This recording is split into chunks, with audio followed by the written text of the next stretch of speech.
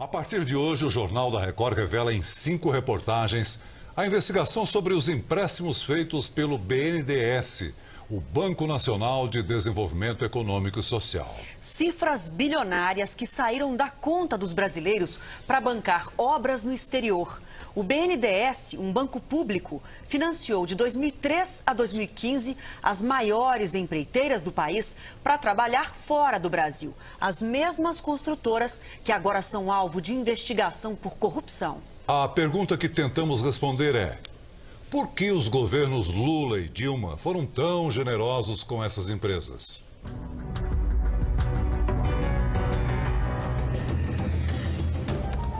A investigação sobre os financiamentos do Banco Nacional de Desenvolvimento Econômico e Social começou aqui na redação do Jornal da Record. Eu, o repórter Lúcio Sturmi e os cinegrafistas Edgar Luqueta e Gilson Fred formamos as 2 equipes de apuração. A nossa suspeita era de que o dinheiro liberado pelo Banco Brasileiro não havia sido investido de maneira correta e que as escolhas dos financiamentos não tiveram critérios técnicos, e sim políticos. De 2003 a 2015, o banco financiou quase 14 bilhões e meio de dólares para as principais empreiteiras brasileiras realizarem obras no exterior. Os governos dos ex-presidentes Lula e Dilma Rousseff foram bastante generosos com os amigos estrangeiros. As obras criaram empregos lá fora, ajudaram governos a se promover e ainda financiaram campanhas de vários políticos. Não por acaso, todas as construtoras que receberam dinheiro nos mandatos de Lula e Dilma estão sendo investigadas pela Operação Lava Jato. O BNDES é um banco estatal criado na década de 50 para financiar e ajudar a desenvolver a economia. Vistas como os bancos tradicionais que a gente conhece. Funciona assim: se uma empresa ou um empreendedor precisam de recursos, o banco autoriza um empréstimo a juros menores do que a média de mercado. O dinheiro deve ser usado para a geração de empregos, infraestrutura, obras de saneamento, tanto no Brasil quanto em outros países. O problema é que no exterior, em governos sem transparência, é mais difícil saber o que foi feito com o dinheiro.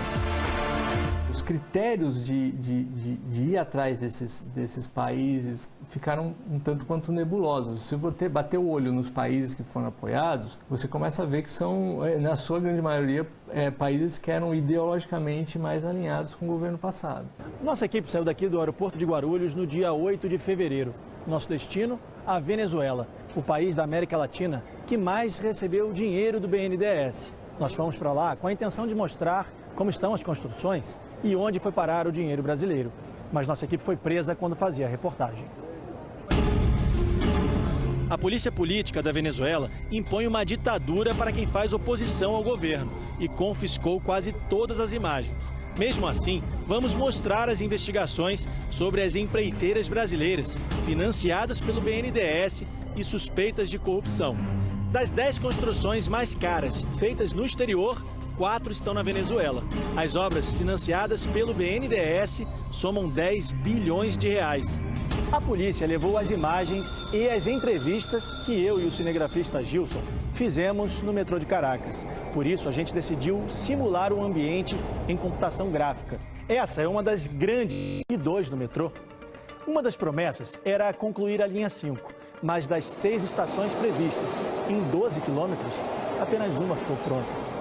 A polícia também confiscou as imagens que fizemos do lado de fora do metrô. Inclusive a entrevista de um deputado da oposição, mas regravamos, desta vez pela internet. Juan Guaido acredita que a amizade entre Lula e o então presidente Hugo Chávez foi fundamental para a liberação de crédito para as obras. É óbvia a vinculação do ex-presidente Chávez e de Maduro com a Odebrecht. E é óbvia a vinculação e a aliança que tem com Lula. Há suspeitas de que a Odebrecht, a pedido do ex-presidente Lula, tenha financiado as campanhas políticas de Hugo Chávez. As empreiteiras brasileiras também tiveram outro bom motivo para trabalhar no país vizinho. E assim como nas linhas do metrô, mais uma vez, não foi preciso participar de um processo de licitação. O dinheiro liberado sem restrições pelo ex-presidente Lula, por meio do BNDES, facilitava a relação entre os dois países. A Venezuela nem precisou oferecer garantia de pagamento dos empréstimos. Veja só, No interior do país, foi construída uma das obras mais caras financiadas pelo BNDES fora do Brasil. O contrato, fechado em 2012, custou 865 milhões de dólares, mais de 2,5 bilhões de reais. O que poderia ter sido feito em obras no Brasil é hoje uma imensa siderúrgica lá fora. Tem mais obra com dinheiro brasileiro. O estaleiro para construção, reparos e manutenção de embarcações saiu por mais de 637 milhões de dólares. O projeto foi uma parceria entre a construtora Andrade Gutierrez e a petroleira PDVSA da Venezuela. O BNDES mandou para a Venezuela mais de 3 bilhões de dólares, cerca de 9 bilhões de reais entre 2001 e 2015. Os argumentos para esses empréstimos é que incentivariam a exportação de bens e serviços das empresas brasileiras no exterior. Então o Brasil não estaria ajudando só os países, mas também as nossas empresas. O problema nesse esquema todo é que os financiamentos foram justamente para as principais construtoras, que financiaram campanhas políticas e agora são investigadas na Operação Lava Jato por suspeitas de corrupção. No Brasil e no exterior. Essas imagens foram gravadas com uma outra câmera, que os agentes do Serviço Secreto não descobriram. A nossa equipe veio até a cidade de Santa Cruz de Mara, no estado de Zulia, na Venezuela, para encontrar uma das obras da Odebrecht. Uma ponte que deveria atravessar o lago de Maracaibo, mas que até hoje não ficou concluída. Os venezuelanos aguardam o fim das obras da Odebrecht e da promessa do governo venezuelano. Esse é o momento em que chegamos ao local onde deveria ter uma ponte de mais de 3,5 bilhões de dólares. A placa informa que aqui há um convênio de cooperação técnica entre Brasil e Venezuela. Este documento, assinado pelo então embaixador do Brasil na Venezuela, João Carlos de Souza Gomes, e pelo atual presidente Nicolás Maduro, na época ministro das Relações Exteriores da Venezuela, confirma uma parceria de treinamento de pessoal local, tecnologia e assistência técnica, sem custo para a Venezuela. O Itamaraty não quis se manifestar sobre o acordo entre os países. O BNDES diz que não emprestou nem um centavo para a obra, que seria de responsabilidade apenas do governo da Venezuela e da Odebrecht. A empresa teria pago propina para conseguir o contrato para a construção. O segurança da obra confirma que não há movimentação por aqui há um bom tempo.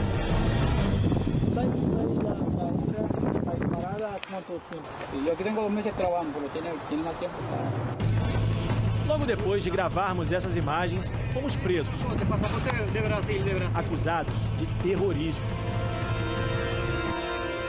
Mercedes, da ONG Transparência Venezuela, que luta para divulgar as contas do governo, acompanha as obras desde o início. São obras que deveriam ter terminado há 10 anos, há 16 anos e agora estão sendo prorrogadas. Ela acredita que o esquema de corrupção das empreiteiras brasileiras se repetiu na Venezuela. Se elas financiaram partidos políticos no Brasil, isso não seria diferente no país vizinho. Pode-se supor que parte desse dinheiro foi revertido para a política eleitoral. Mas não temos certeza. Isso faz parte das investigações, mas isso é um modelo de negócio da Odebrecht. E se era assim no Brasil e em outros países, o mais provável é que tenha ocorrido o mesmo aqui. Nós tentamos, mas nenhum representante do BNDES quis gravar a entrevista.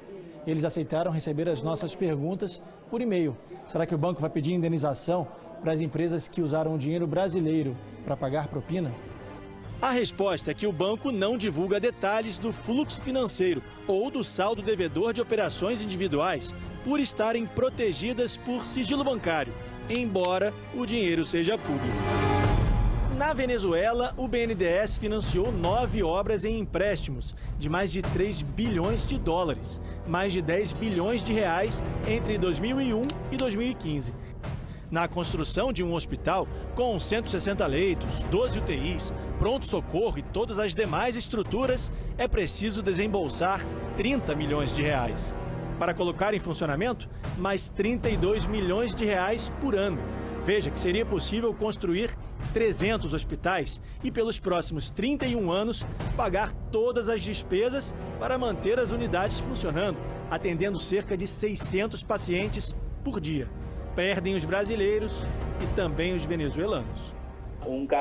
Um caso de corrupção em 1, 2 ou 3 países se converteu em um caso regional que afetou todo o continente.